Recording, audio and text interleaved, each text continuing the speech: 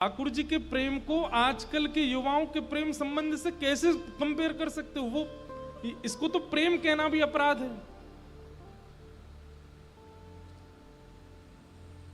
ठाकुर जी ब्रज में कितने वर्ष रहे? 11 वर्ष 56 दिन। कितने?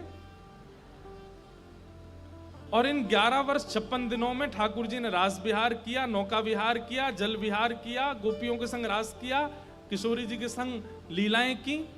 आज भी 11 वर्ष के बालक को यहां खड़ा करके देखिए, क्या उसमें इतना विवेक है कि स्त्री पुरुष किसको कहते हैं या स्त्री पुरुष संग किसको कहते हैं? और वो भी आज की स्थिति जहां पर सब कुछ परोसा जाता है इसके माध्यम से, जहां पर टीवी पर, लैपटॉप में, इंटरनेट के द्वारा सब कुछ सुलभ है, ऐसी स्थिति में भी आज भी 11 वर्ष का बालक इतनी जानकारी नहीं रखता। उस काल में 11 वर्ष 56 दिन के श्री कृष्ण के उस विहार पर आप 22-25 साल के युवा युवतियों के प्रेम को कंपेयर कर रहे हो। वहां पे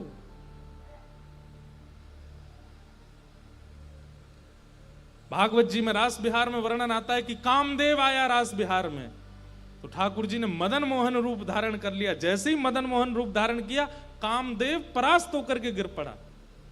कामदेव कहता है, नाथ स्त्री पुरुष मिलते हैं तो मुझे तो आना होता है। ठाकुर जी बोले, तुझे स्त्री पुरुष दिखते हैं? ये काम लीला नहीं है, ये काम विजय लीला है।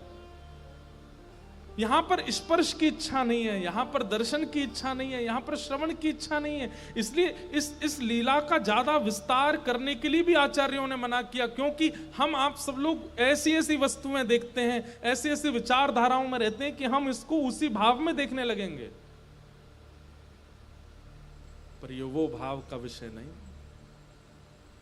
असंख्य गोपियां सामने खड़ी हैं और 7 वर्ष के ठाकुर जी वेणुनाद कर रहे हैं, और सब गोपियां ठाकुर जी को प्रियतम मान करके देख रही हैं, ये हमारे प्राणनाथ हैं। जैसे ही ठाकुर जी ने गोपियों को देखा, ठाकुर जी ने वेणुनाथ को विराम देकर के, स्वागतम वो महाभाग प्रियम किम करवाणि व ब्रजस्यानामयम कश्चित ब्रूता गमन कारणम। आइए आइए आइए, स्वागतम स्वागतम। सब गोपियों का स्वागत है। और अचानक ठाकुर जी के, इतनी रात को आप सब अपने पति परिवार बच्चों को छोड़ करके यहां क्यों आई हैं? आपके आने का कारण जान सकता हूं?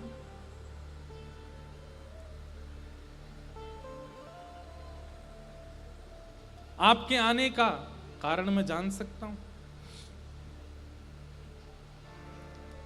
और ठाकुर जी ने यहां पर फिर स्त्री धर्म के 10 श्लोक बोले। स्त्रियों के धर्म क्या होते हैं, मतलब ठाकुर जी यहां पाप से अवगत करा रहे हैं कि पाप किसको कहते हैं।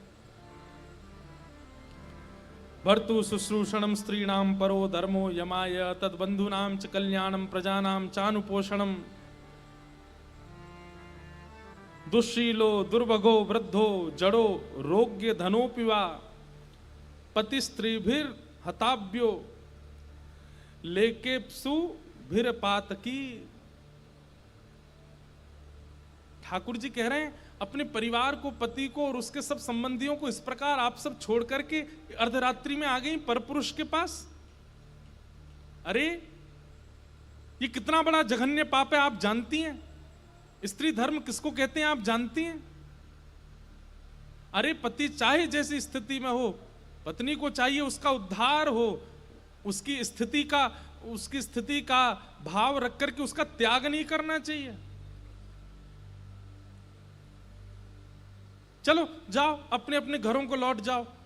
अच्छा, चंद्रमा देखने आई थी ना, देख लिया, चलो जाओ वापस लौट जाओ। अर्धरात्रि में तुम्हारा यहां उठना रुकना ठीक नहीं, किसी को पता चले तो क्या कहेंगे लोग? ये सब ठाकुर जी क्यों बोल रहे हैं?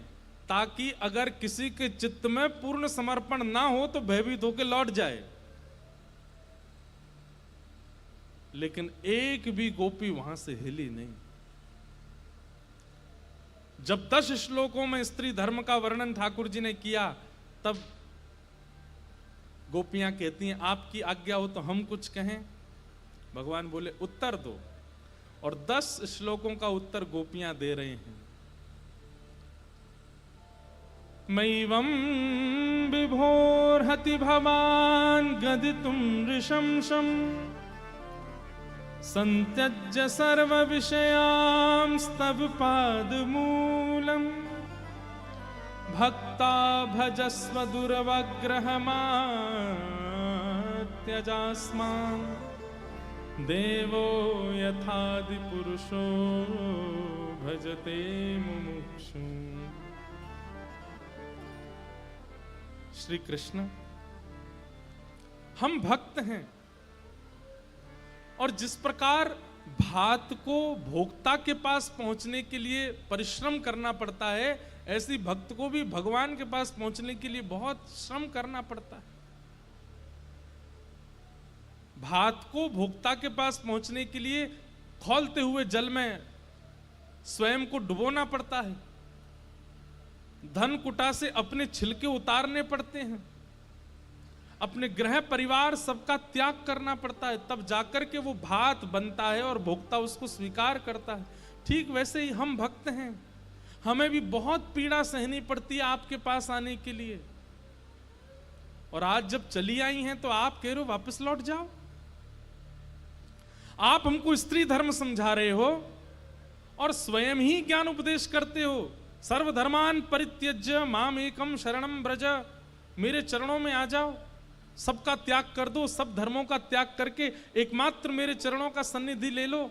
और आज जब हम सब छोड़ छाड़ के आ गए तो आप उल्टा हमको ही धर्म समझा रहे हो। कहीं आपकी नजरों में हम व्यभिचारिणी तो नहीं है? हमें आप पर पुरुष गमन करने वाली व्यभिचारिणी मत समझिएगा। हम तन से उन्हीं की हैं जिनसे विवाह हुआ है, लेकिन ये आत्मा तो आपकी है ना। हमारा प्रेम कोई स्पर्श में नहीं बंधा हुआ, हमारा प्रेम कोई दर्शन में नहीं बंधा हुआ, हमारा प्रेम कोई ऐसा नहीं कि हम आपसे ये जिज्ञासा करें कि आप हमसे बार बार मिलो।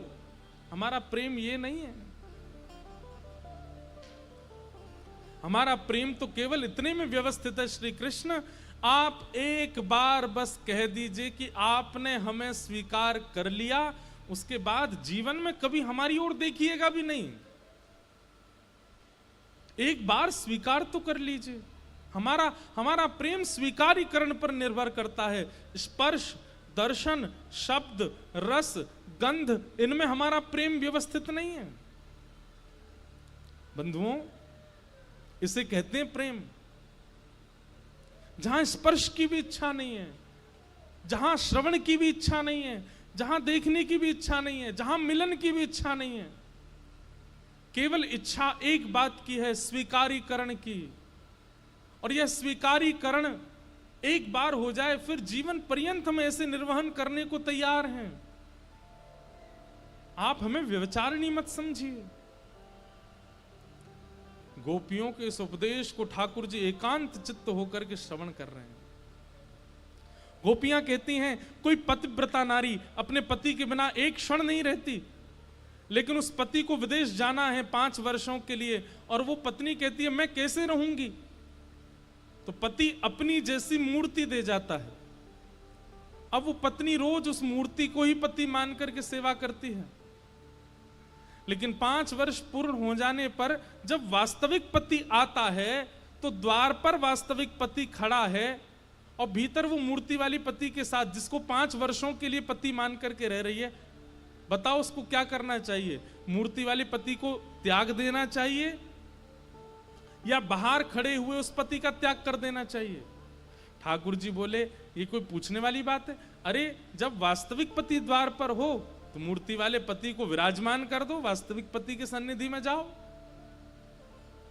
गोपियां सब मंद मंद मुस्काने लगी, बोले हमें अब और कुछ कहने की आवश्यकता नहीं है, उत्तर आपने दे दिया। ये सब प्रतिनिधि पति हैं इस शरीर के। वास्तविक जगन्नाथ तो आप हो, वास्तविक स्वामी तो आप हो हमारे। और जब आप हमें प्राप्त हो गए तो फिर हम क्यों स्वीकार ना करें आपको? गोपियों की इस भावना को सुनकर के ठाकुर जी बोले अरे अरे आप सब इतना नाराज मत हो, मैं तो केवल परीक्षा ले रहा था, ये जानना चाह रहा था कि आपका प्रेम कैसा है। और अंत तो गत्वा ठाकुर जी कहते हैं